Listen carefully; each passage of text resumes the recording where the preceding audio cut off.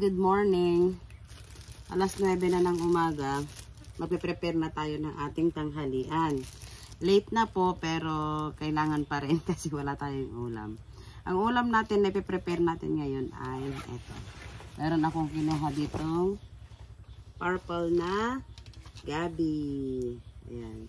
Hindi ko na pinakita sa inyo yung pangunguha ko neto kasi sa sobrang init ng panahon, nagkakaroon ng temperature, nagaano yung cellphone ko. So, hindi ko na po pinakita. Ayan. 3 piraso. Pero itong dalawa, medyo maliliit. Ayan. Samahan niyo po ako, lilinisan ko muna ito.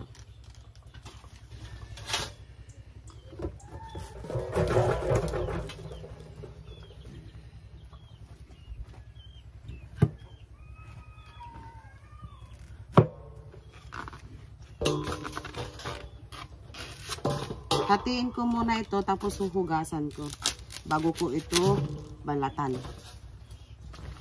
Sasama ko na yung dahon niya kasi masarap naman yung dahon.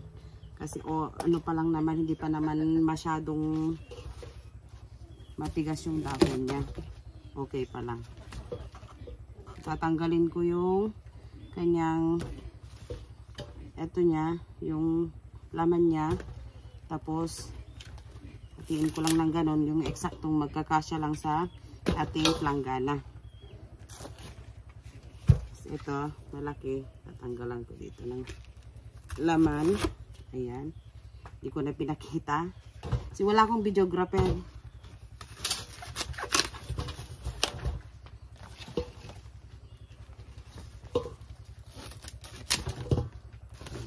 Ngayon naman po, hugasan lang natin. Dahil old na to, tatanggalin ko. Ayan. Ito, okay pa. Ito siguro tatanggalin ko na rin. Or hindi na. Kasi okay pa naman. Hugasan muna natin. So, plinastic ko lang yung kamay ko kasi wala kaming gloves. Wala di ako naiuwing gloves. Kasi alam nyo naman, kapag tayo naglilinis nito, magkakaroon ng mancha yung ating kamay. So, medyo mahirap tanggalin yun. Yung dagta niya na naididikit sa ating kamay. So, ang gagawin ko, gaganito ko lang. Tapos, matakpan lang ng konti para hindi masyadong ano sa balat. Yan, ganyan. Yan.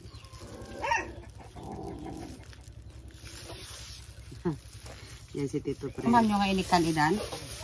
Hugot mo tinang itidan na Ita.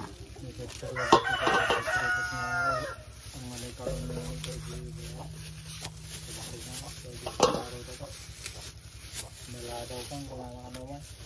Tingnan ko. Pinasasangay ko na. Inaapit. Kaya bumbuno-bumbuno sa YouTube. Kanin ko. Pinapasangay daw. Walang pari. Itan ay. Hinati-hati ko na po ng maliliit para madaling iganito. Kasi kapag mahaba, nahihirapan ako. Kaya mas maganda yung ganito, kaliliit na lang. Marami na po ako nabalatan.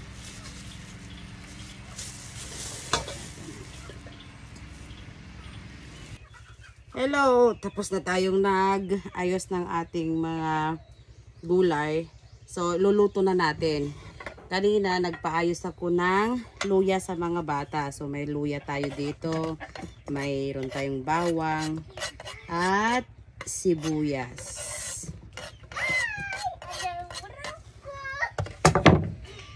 Ngayon po, meron tayo ditong bagoong na boneless. At nakalagay ito sa Coca-Cola. Coca-Cola na bagoong. So, lalagyan ko to ng...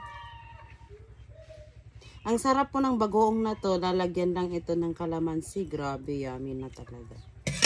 Dahil pakbet po ito, pakbet na gabi, mas masarap kung medyo palaglag na yung takip. Mas masarap kung medyo kumagat yung alat niya. Kasi ang mga Ilocano, kapag nagpakbet niya, hindi kontento kung hindi masyado, medyo maalat ng konti. Ngayon, ilalagay na natin yung mga tangkay. Yan.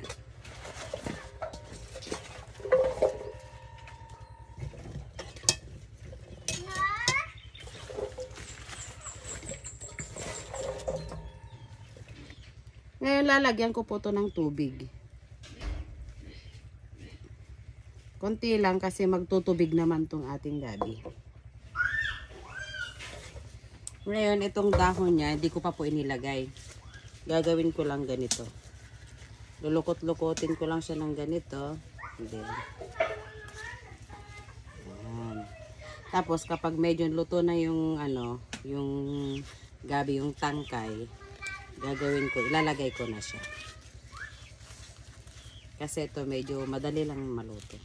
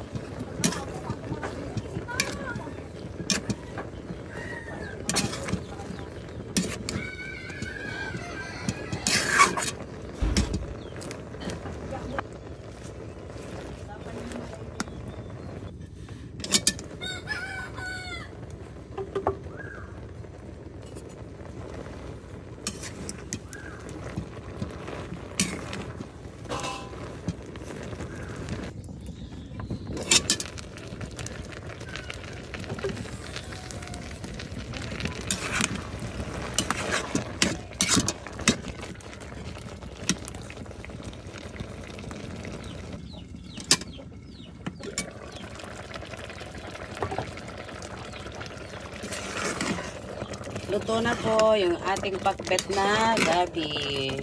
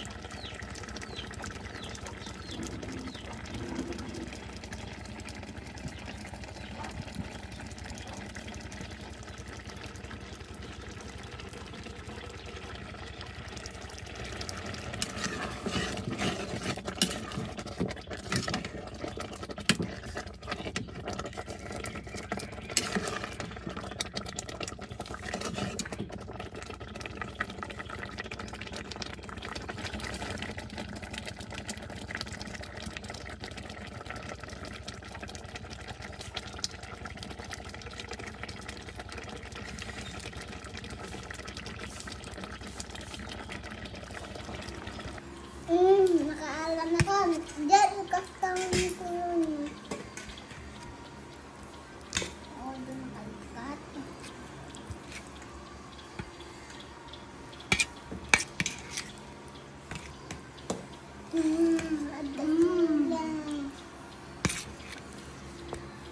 Laman dali sa noon.